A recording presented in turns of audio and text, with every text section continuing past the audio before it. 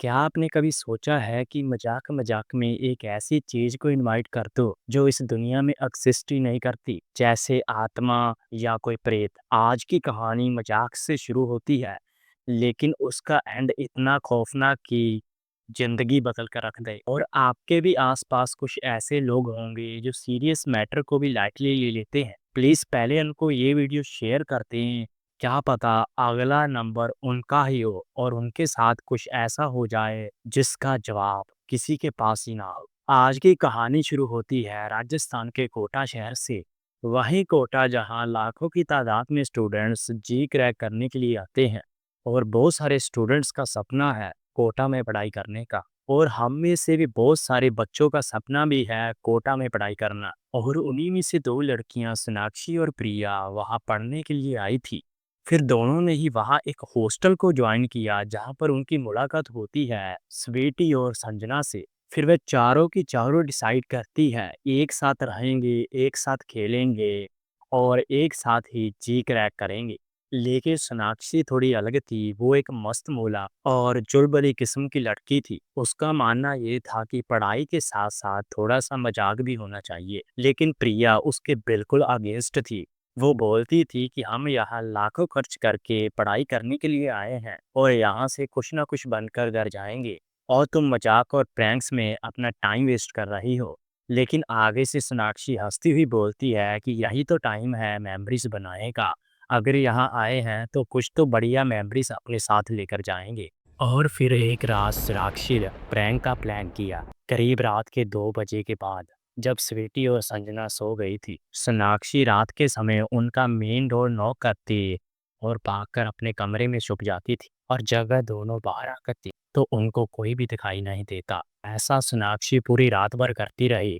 और अगली सुबह जब स्वीटी और संजना आई और उनके चेहरे पीले पड़ चुके थे, तो वह डर के मारे सहमी हुई थी। ऐसा कुछ देखकर संजना उनका मजाक उड़ाती है और जोर जोर से हंसने लग गई। ऐसा कुछ करने में सोनाक्षी को मजा आने लगा और अगली रात मजाक का लेवल अप हो जाता है। सोनाक्षी इस बार अपने मोबाइल फ़ोन से एक ब्लूटूथ स्पीकर कनेक्ट कर लेती है और रात के करीब 1 बजे उनके मेन डोर के पास पहुंचती है। और वह थोड़े थोड़े समय के बाद अपने मोबाइल फ़ोन से घुंघरू की आवाज़ें चला देती थी। और ऐसी अजीब सी आवाज़ें सुनकर स्वीटी और संजना पूरी तरह डर चुकी थी। उनको लगने लगा कि एक औरत उनके दरवाजे से पास से गुजरती है, शायद वह एक आत्मा है। ऐसा कुछ देखकर दोनों के ही पैरों तले जमीन निकल जाती है और वह डर के मारे अपने बिस्तर से ही नहीं उठती। सोनाक्षी के लिए ये तो एक मज़ेदार मजाक था, लेकिन उसे क्या पता है कि ये मजाक मजाक में किसी ऐसी चीज़ को इनवाइट कर रही है कि जिसका अंजाम आगे जाकर बहुत ही भयानक होने वाला था, कि उसने आज तक नहीं सोचा था। हमारे बड़े बुजुर्गों का भी कहना है कि अगर हम मजाक-मजाक में प्रेत आत्माओं का ज़िक्र करते हैं, तो वह अपने आप अपने पास आ जाती है। उसके बाद स्वीटी और संजना ने उस हॉस्टल को छोड़ दिया था। फिर प्रिया और सोनाक्षी कुछ दिनों के लिए अपने घर वापस चली जाती हैं और जब दोनों ही वापस हॉस्टल आई, तो उन्हें कुछ अजीब-सा लगा।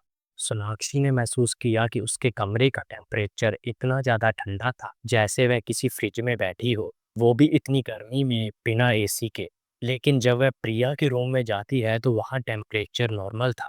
ऐसा कुछ देखकर सोनाक्षी को कुछ भी समझ नहीं आया और वह एक बार तो हैरान हो जाती है और इस बात को ज़्यादा सीरियस नहीं लेती और इग्नोर करती है।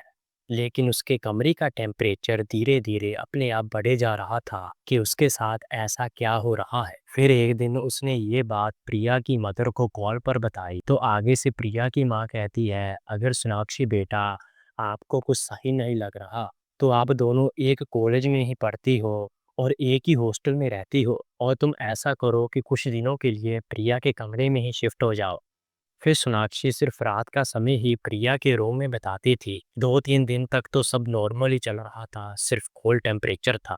लेकिन एक दिन सोनाक्षी जब अपने रूम में से किताबें लेने गई तो उसको अजीब सी बदबू आने लगी, जैसे कोई चीज सड़ी हो। वह भागकर प्रिया के पास जाती है और जब प्रिया ने वही स्मेल सूंघी तो वह बताती है, ये स्मेल तो सड़ी हुई चमड़ी की आ रही है। और फिर दोनों ने अपना नाक बंद करके पूरा रूम छान मारा, लेकिन उनको कहीं में से कोई भी मीट का टुकड़ा नहीं मिला। तो वह सोच में पड़ गई, ये स्मेल आई तो पाई कहाँ। फिर प्रिया सोनाक्षी को रूम फ्रेशनर देती है। फिर सोनाक्षी भी वैसा ही करती है कि हर दिन रूम में फ्रेशनर छिड़क देती थी। लेकिन दिन भर दिन उस रूम में से स्मेल जाने का नाम ही नहीं ले रही थी।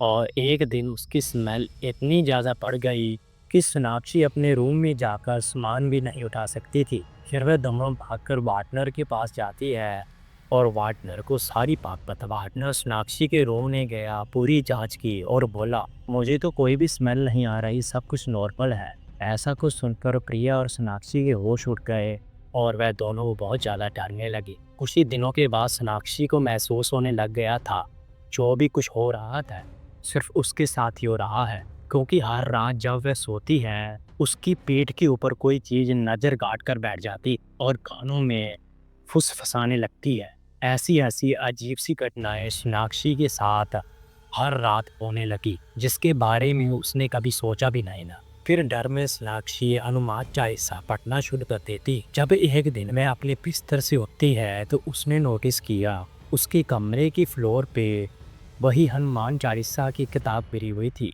वह सोचने लगी कि हर रात किताब को अपने तकिए के नीचे रखकर सोती है, तो सुबह होते ही ये नीचे कैसे आई। उसके कमरे का तो डोर भी बंद था। ऐसा कुछ देखकर उसकी अब हालत पूरी तरह खराब हो चुकी थी और उसे कुछ भी समझ नहीं आ रहा था। और जब प्रिया को बात पता चलती है तो वह सृष्टि को अपने कमरे में ले आती है। कुछ दिन बीते, सब कुछ अच्छा चल रहा है, लेकिन एक दिन सोनाक्षी ने नोटिस किया कि प्रिया एकदम से बदल चुकी है। वो जो प्रिया एक समय पूरी वेजिटेरियन थी, अब वह नॉन वेज ऑर्डर करने लग गई थी और वह उसे ऐसे खाती थी कि कई सालों से भूखी हो। और रात के समय प्रिया के बिस्तर से जली हुई चमड़ी की बदबू भी आने लगी। यहाँ तक तो सब कुछ ठीक था, लेकिन वरीड बात तो तब हुई जब प्रिया सोनाक्षी से रात के समय उर्दू में बातें करने लगी, क्योंकि सोनाक्षी को पूरी तरह पता था कि प्रिया को उर्दू का यूं भी नहीं आता, तो वह इतनी अच्छे से उर्दू कैसे बोल सकती है। फिर सोनाक्षी ने महसूस किया, लगता है कि प्रिया के अंदर कोई आत्मा घुस गई है। वार्डनर और हॉस्टल के स्टाफ के पास जाती है और अपनी सारी बात उनको बता दी। फिर वहाँ और कोई स्टाफ होता तो 100% श्योरिटी थी वह उसे इग्नोर कर देते, लेकिन उन्होंने तुरंत एक्शन लिया और हिंदू पंडित को अगले ही दिन हॉस्टल में बुलाया और एक पुरानी रिचुअल की मदद से पूरे हॉस्टल को शुद्ध करवाया गया, जिससे वो आत्मा शांत हो सके और प्रिया का साथ छोड़ दे। उस दिन के बाद प्रिया अब पूरी तरह ठीक हो चुकी थी और सोनाक्षी के साथ दोनों ने हॉस्टल को लीव कर दिया था। लेकिन दोस्तों, एक सवाल अभी भी बाकी है कि वाकई में ये हॉस्टल हॉन्टेड है या नहीं। लेकिन एक बात से तो श्योरिटी हो जाती है कि वाकई में इस हॉस्टल में कुछ तो हॉरिफाइंग चीजें होती हैं, क्योंकि जितने भी स्टूडेंट्स यहाँ एग्जाम क्लियर करने आए और वह फेल हो गए, उसके बाद डिप्रेशन का शिकार होते हैं और सभी के सभी इसी रोम को चूज करते हैं आत्महत्या के लिए। जो वाकई में एक शॉकिंग बात है कि इतनी तादाद में स्टूडेंट्स इसी रोम को क्यों चुनते हैं सुसाइड करने के लिए, जिसका राज आज तक कोई नहीं जान पाया। लेकिन सच्चाई तो ये है कि जो बच्चे आत्महत्या करते हैं तो उनकी मौत अननेचुरल होती है, जिसकी वजह से उनकी आत्माएं उसी कमरे में भटकती है। और जो भी बच्चा पढ़ाई में आगे जाता है और अपने एग्जाम को क्लियर कर ही रहा होता है और वह उनको खींचकर पीछे ले आती है, डिप्रेशन का शिकार बनाती है और उन्हें भी फेल करवा देती है कि हम भी आगे नहीं बढ़े तो किसी को भी नहीं बढ़ने देंगे, जिसकी वजह से आज भी कोटा में लाखों की तादाद में स्टूडेंट पढ़ाई करते हैं और हजारों की तादाद में बच्चे सुसाइड भी करते हैं। तो दोस्तों, मैं आपको वार्निंग देना चाहूँगा, अगर आप भी किसी चीज़ का मजाक उड़ाते हैं तो दोस्तों इतना लाइटली मत लिया करो। क्या पता वो चीज़ आपके पीछे ही खड़ी हो और आपको उसका जवाब देना पड़े और एक गलती से आप अपनी मौत से हाथ धो बैठोगे। और इस स्टोरी को उन दोस्तों को जरूर शेयर करते हैं जो हर टाइम भूतों का मजाक उड़ाते हैं।